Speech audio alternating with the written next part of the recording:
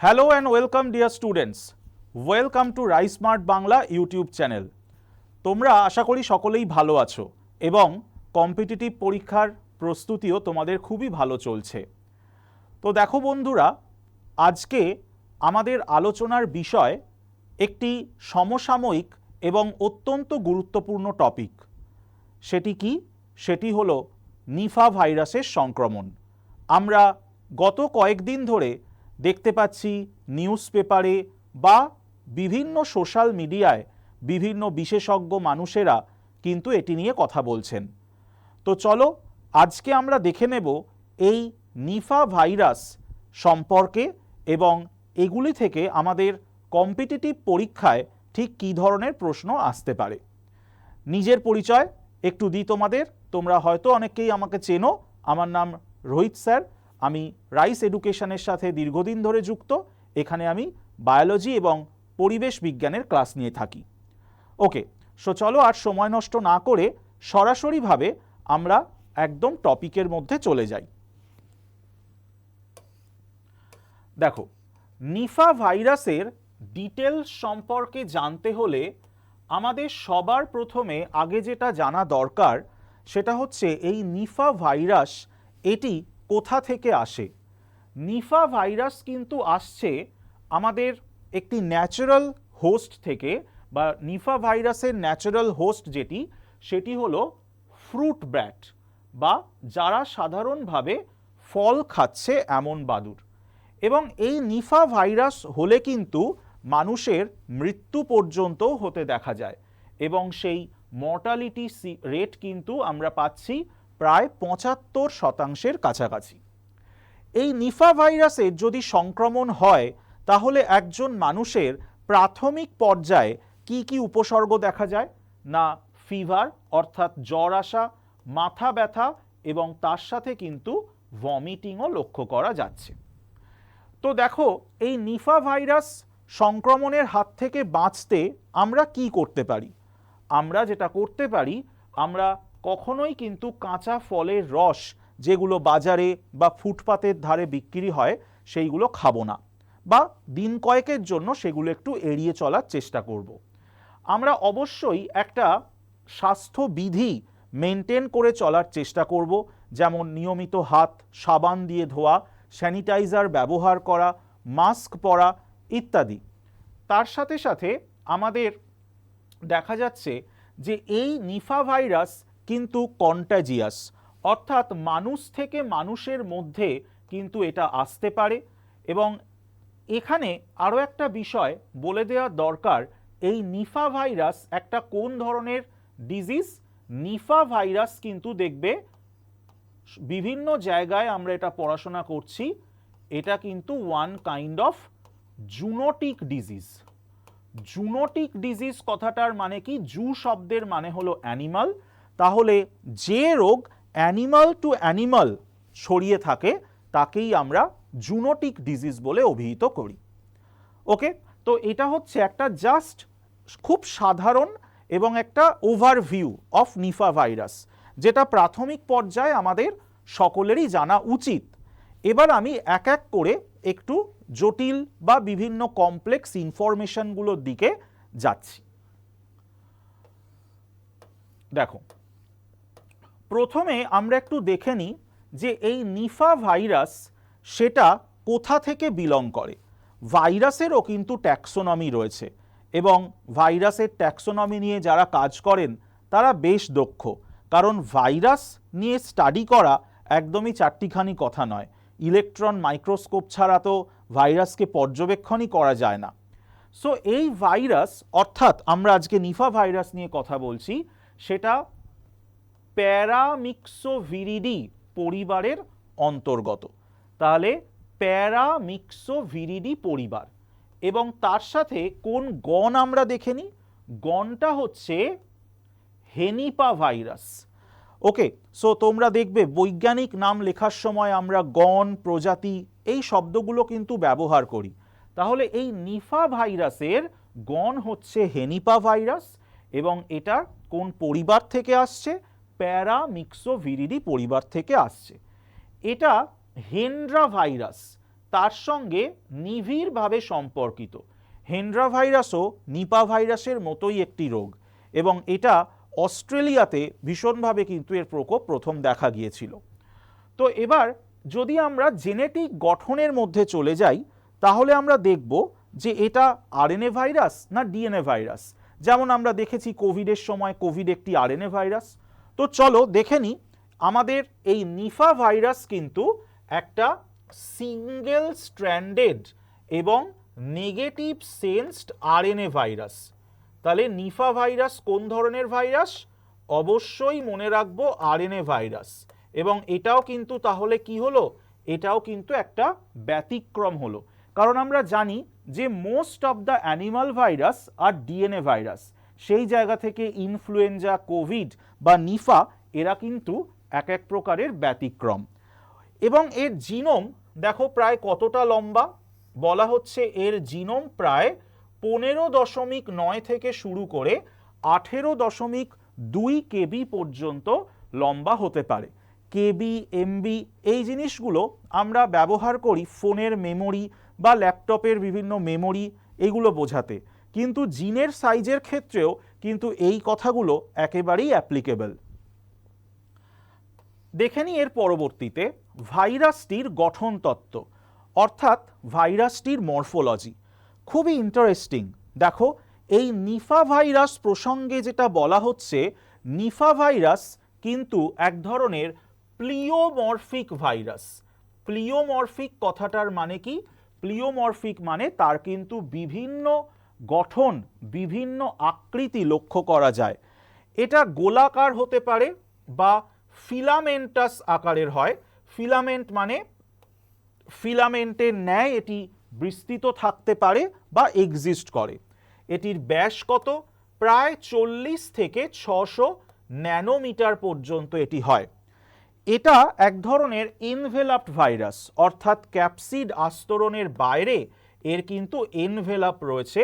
একটি lipid bilayer envelope দ্বারা এটি আবৃত থাকে, যার ওপর glycoprotein that is G protein এবং তার সাথে সাথে ফিউশন স্পাইক থাকে। দেখো আমরা এই যে দেখতে পাচ্ছি ফিউশন স্পাইক এইগুলো রয়েছে, এবং তার সাথে দেখো জি অ্যাটাচমেন্ট প্রোটিন রয়েছে। আমরা ভেতরে দেখতে পাচ্ছি তার আরএনএটা রয়েছে। তার পাশাপাশি আমরা এখানে লিপিড বাইলেয়ার, তার এনভেলাপটাও কিন্তু খুব স্পষ্টভাবে দেখতে পাচ্ছি। তো এইগুলো কিন্তু খুব স্পেসিফিক এর গঠন। এটার এনভেলাপ রয়েছে এবং বাইরে রয়েছে ফিউশন প্রোটিন এবং জি প্রোটিন। অন্যান্য বিভিন্ন প্রোটিনের মধ্যে এই দুটো প্রোটিনই কিন্তু বিশেষভাবে উল্লেখযোগ্য। এবং হেলিক্যাল নিউক্লিয় ক্যাপসিড, তার মধ্যে কিন্তু আরএনএটি সুরক্ষিত অবস্থায় রয়েছে। যখন আমরা বিভিন্ন ক্লাসে এই ভাইরাসের গঠন সম্পর্কে পড়েছিলাম, তখন নিশ্চয়ই জেনেছিলাম যে ভাইরাসের যে নিউক্লিক অ্যাসিড, সেই নিউক্লিক অ্যাসিডকে ঘিরে যে প্রোটিনের আস্তরণ থাকে তাকেই বলা হয় ক্যাপসিড। ক্যাপসিডের একককে আমরা কি বলি? ক্যাপসোমিয়ার। আবার এনভেলাপ, তার একককে আমরা কি বলি? পেলপোমার বা পেলপোমিয়ার। তো এটা একটা এনভেলাপ ভাইরাস। আর যে সমস্ত ভাইরাসের মধ্যে এনভেলাপ থাকে না, আমরা তাদেরকে কি বলি? Naked virus. ওকে, চলো এর পরবর্তী স্লাইডে কি রয়েছে একটু এবার দেখে নেব। দেখো এর পরবর্তী স্লাইডে আমরা দেখে নিচ্ছি যে কিভাবে এটার সংক্রমণ হচ্ছে বা কিভাবে এটা ছড়াচ্ছে। তাহলে আমরা শুরুতেই আলোচনা করলাম যে ফ্রুট ব্যাট এটা হচ্ছে এর মেন হোস্ট, এবং ফ্রুট ব্যাট সেখান থেকে দেখা যাচ্ছে কি এটা কন্টামিনেট হচ্ছে। মানে ফলভুক বাদুড় যখন একটা ফলকে আর্ধেক খেয়ে যাচ্ছে, তখন সেই ফলটাকে আবার মানুষ বা অন্য কোনো প্রাণী খাচ্ছে, বা সেখান থেকেই কিন্তু আমাদের খাদ্যের মধ্যে দিয়েই সংক্রমণটা আসছে। এবং এটা অবশ্যই ম্যান টু ম্যান কিন্তু খুব ইজিলি ছড়িয়ে পড়ে। তো দেখো নিপা ভাইরাসের প্রাকৃতিক আধার বা রিজার্ভয়ার যেটা, সেটা হচ্ছে টেরোপাস প্রজাতির বাদুড়। আমরা নর্মালি বাদুড়ের বৈজ্ঞানিক নাম পড়েছি টেরোপাস মেডিয়াস, তাই তো? সো যেটা ফলভুক বাদুড় নামেও পরিচিত। এবং তোমরা নিশ্চয়ই তোমাদের মনে আছে কোভিডের সময়তেও কিন্তু এরকম একটা কন্ট্রাডিক্টরি তত্ত্ব উঠে এসেছিল যে কোভিড কোথা থেকে ছড়িয়েছে, এবং সেখানেও বাদুড়ের কথা বারবার উল্লেখ করা হয়েছে। বা তার সাথে সাথে আমাদের আরেকটা প্রাণী যার কথা উঠে এসেছিল কোভিড ছড়ানোর প্রসঙ্গে, সেটি হচ্ছে প্যাঙ্গোলিন, বা যাকে আমরা বলে থাকি বন রুই। এবং মোস্ট ট্রাফিকড অ্যানিমাল বা traffic mammal of the year 2020 হিসাবে কিন্তু এই প্যাঙ্গোলিনকেই চিহ্নিত করা হয়েছিল। যাই হোক, সো ভাইরাসটি বাদুড়ের মধ্যে কিন্তু কোনো দৃশ্যমান রোগ সেই অর্থে সৃষ্টি করে না, সেটা টিকে থাকে তার মধ্যেই, এবং অবশ্যই একটি জুনোটিক প্যাথোজেন হিসাবে এটি নিজেকে কিন্তু এস্টাবলিশ করে তুলছে। রাইট? তো চলো এরপরে আমরা কি আছে একটু দেখে নিই। দেখো কিভাবে এটা সংক্রমণ হচ্ছে। তাহলে সংক্রমণ হওয়ার উপায়, সংক্রামিত পশু যেমন শূকরের সরাসরি সংস্পর্শ। তো এটা একটা খুব বড় প্রবলেম, বিশেষ করে গ্রামের দিকে আমরা নিশ্চয়ই জানি যে প্রচুর পরিমাণ শূকর দেখা যায়, এবং তারা বিভিন্নভাবে তাদের অনুপ্রবেশ ঘটে জমির মধ্যে বা বিভিন্ন স্থানে। সেই জায়গাগুলো থেকে কিন্তু মানুষের মধ্যে ইজিলি কন্টামিনেট এটি হতে পারে। সংক্রামিত বাদুড়ের লালা বা মূত্র দ্বারা দূষিত ফল বা খেজুরের রস পান। এই যে শীতকালে খেজুর রস, খেজুর গুড় এখন কিন্তু ব্যাপকভাবেই ওঠে, তোমরা সকলেই জানো। তাই এই খেজুরের রস এটা কিন্তু একটা বড় উৎস। তার সাথে মানুষের থেকে মানুষে সরাসরি সংক্রামিত হয় লালা বা শারীরিক তরলের মাধ্যমে। শারীরিক তরল মানে বডি ফ্লুইড। আমরা কোভিডের সময় যেমনভাবে দেখেছিলাম যে হাঁচি বা কাশি ড্রপলেট, সেখান থেকে কোভিড হয়ে যাচ্ছে, ঠিক একইভাবে কিন্তু এটি নিফার ক্ষেত্রেও প্রযোজ্য। এবার দেখো প্যাথোজেনেসিস, ছোট্ট করে একটু বলি, খুব ডিটেলসে হয়তো আমাদের কম্পিটিটিভ পরীক্ষায় লাগবে না, কিন্তু তবুও যখন আমরা জিনিসটা নিয়ে আলোচনা করছি একটু প্রাথমিক ধারণা দেয়া যেতেই পারে। সো প্যাথোজেনেসিস বা রোগ সৃষ্টির প্রক্রিয়াটি ঠিক কী রকম। সো ভাইরাসের যেটা জি প্রোটিন বা দেখালাম গ্লাইকোপ্রোটিন যেটা রয়েছে, সেটা হোস্ট কোষ, হোস্ট মানে কি পোষক, পোষক কোষের দুটো স্পেসিফিক রিসেপ্টর, একটা হচ্ছে এফ্রিন B2 এবং আরেকটা হচ্ছে এফ্রিন B3, এর সাথে এটা যুক্ত হয়। তাহলে জি প্রোটিন কার সাথে বাইন্ড করছে? হোস্ট বা পোষকের দুটো রিসেপ্টর এফ্রিন B2 এবং এফ্রিন B3। এবং এটার পরবর্তীতে কি হচ্ছে দেখো, এন্ডোথেলিয়াল কোষগুলোকে এটি আক্রমণ করে, যেখান থেকে আমাদের রক্তনালীর প্রদাহ বা ভাস্কুলাইটিস তৈরি হয়। ভাস্কুলার টিস্যু, আশা করি কথাটা সবাই জানো, সংবহন কলা তাকেই বোঝায়। তাহলে শিরা, ধমনী এগুলো আমাদের শরীরে সংবহন কাজের সঙ্গে যুক্ত থাকে, তাহলে সেই জায়গা থেকে ভাস্কুলাইটিস সৃষ্টি করছে। তার সাথে দেখো রক্ত মস্তিষ্ক বাধা, বা যেটাকে আমরা ইংলিশে বলি ব্লাড ব্রেন ব্যারিয়ার, এবং এই ব্লাড ব্রেন ব্যারিয়ার অতিক্রম করার ফলে এটা কিন্তু সরাসরিভাবে কেন্দ্রীয় স্নায়ুতন্ত্রে প্রবেশ করে, এবং তার সাথে সাথে এটি এনকেফালাইটিস ঘটায়। এনকেফালো, সেফালো বা কেফালো যার সাথে যুক্ত থাকবে সেটি মানেই কিন্তু ব্রেন। তাহলে সেই জায়গা থেকে এটা আমাদের ব্রেনের মধ্যে কিন্তু প্রদাহ তৈরি করছে। খুব সম্প্রতি আমরা দেখতে পাচ্ছি কাগজের মধ্যে যে যারা এই নিফা ভাইরাসে আক্রান্ত হয়েছেন তারা যথারীতি কিন্তু কোমায় চলে গেছেন, এবং তাদের দ্রুত আরোগ্য আমরা অবশ্যই চাই। তো কিভাবে তারা এখন রিকভার করবেন সেটা শুধু সময়ের অপেক্ষা, আমরা তো প্রার্থনাই করতে পারি। ওকে, দেখো এরপরে কি আসছে, ক্লিনিক্যাল লক্ষণ সমূহ বা সিমটমসের কথায় যদি আসি, তাহলে আমরা দেখতে পাচ্ছি যে জ্বর, যেগুলো আমি আগেও বললাম তোমাদের, তার সাথে মাথা ব্যথা, পেশির ব্যথা, বমি এবং গলা ব্যথা, এটি সাধারণভাবে 5 থেকে 14 দিন অর্থাৎ প্রায় 2 সপ্তাহ পর্যন্ত কিন্তু স্থায়ী হতে পারে। এই রোগের আর একটা খুব বড় দিক হচ্ছে এতে তীব্র শ্বাসকষ্ট লক্ষ্য করা যায়, যেটা অ্যাকিউট রেসপিরেটরি ডিস্ট্রেস আমরা বলছি, ARD। আমরা কোভিডের সময় কি বলেছিলাম? SARS, severe acute respiratory syndrome, আবার মার্স রয়েছে মিডল ইস্ট রেসপিরেটরি সিনড্রোম, তেমনি এখানে হচ্ছে ARD that is acute respiratory distress লক্ষ্য করা যাচ্ছে। এবং যদি ব্লাড ব্রেন ব্যারিয়ার অতিক্রম করে এটি মস্তিষ্কে প্রবেশ করে, অর্থাৎ যদি এটি এনকেফালাইটিস ঘটায়, তাহলে কিন্তু দেখো ঘুম ঘুম ভাব লক্ষ্য করা যায়, তার সাথে মানসিক বিভ্রান্তি, খিঁচুনি এবং শেষ পর্যন্ত কোমায় কিন্তু পেশেন্ট চলে যায়, যেটা আমরা দেখতে পাচ্ছি। এবং 48 ঘন্টার মধ্যে অবস্থার কিন্তু গুরুতর হতে পারে, অর্থাৎ মৃত্যু পথে কিন্তু এটা চালিত করে দিতে পারে। এবার আরেকটি গুরুত্বপূর্ণ জায়গা, কোভিডের সময়তেও আমরা দেখেছি যে আমাদের যে পদ্ধতিতে কোভিড রোগটাকে নির্ণয় করা হচ্ছিল সেটি হলো RT-PCR, তার সাথে স্যালিভা চেক ইত্যাদি বা সোয়াব থ্রোট টেস্ট, এরকম নানাবিধ পদ্ধতি।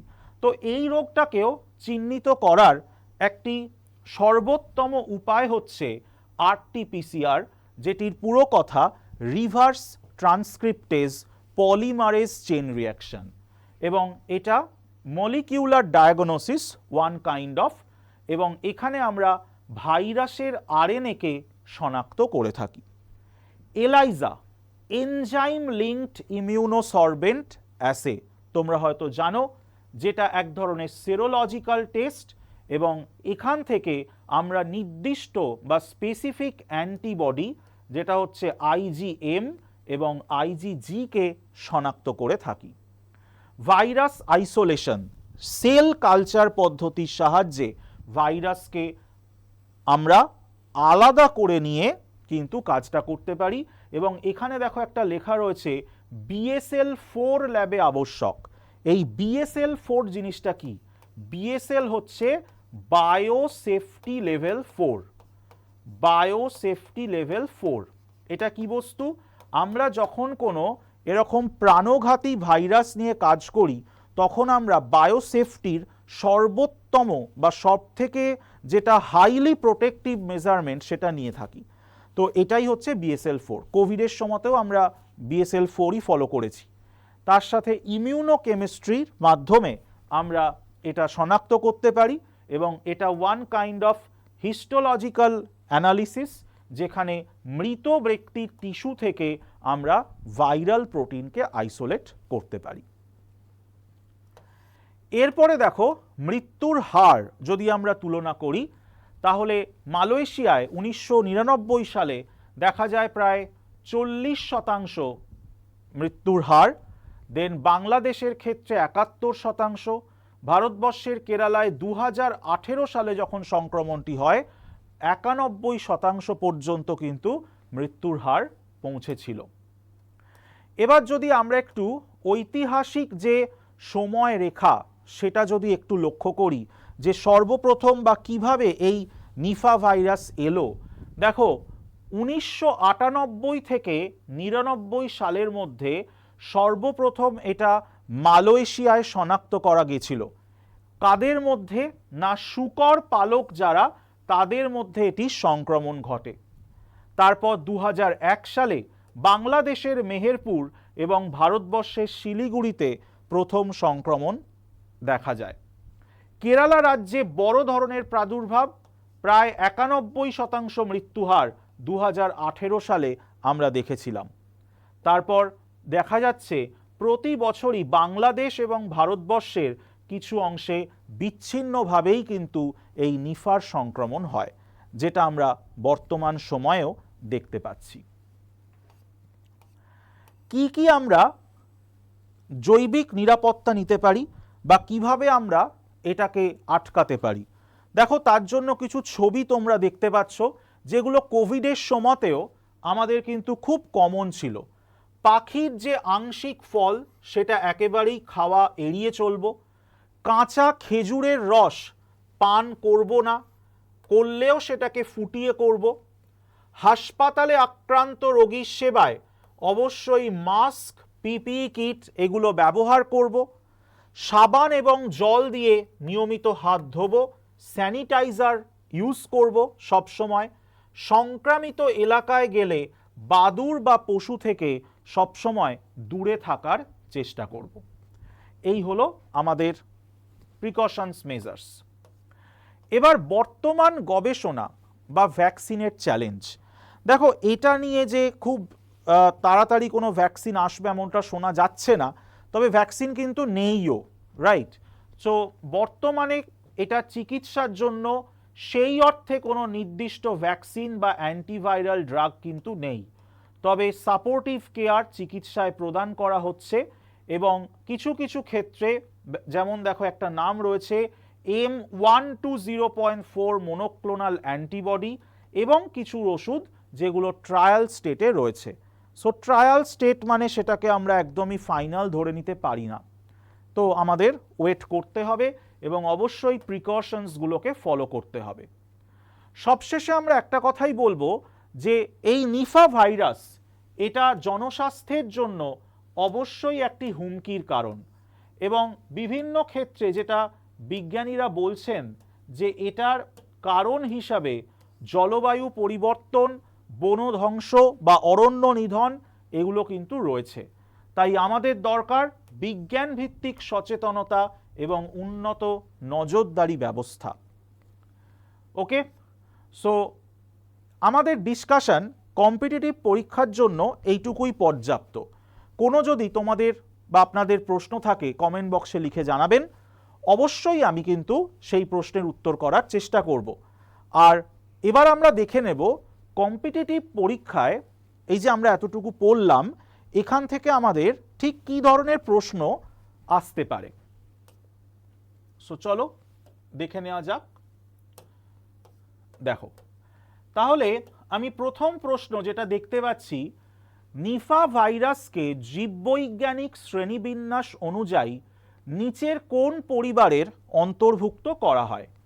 আমার মনে হয় তোমরা সবাই উত্তরটা জানবে, দ্যাট ইজ প্যারামিক্সোভিরিডি। আমি কিন্তু আজকের ক্লাসের শুরুতেই এটা দেখালাম।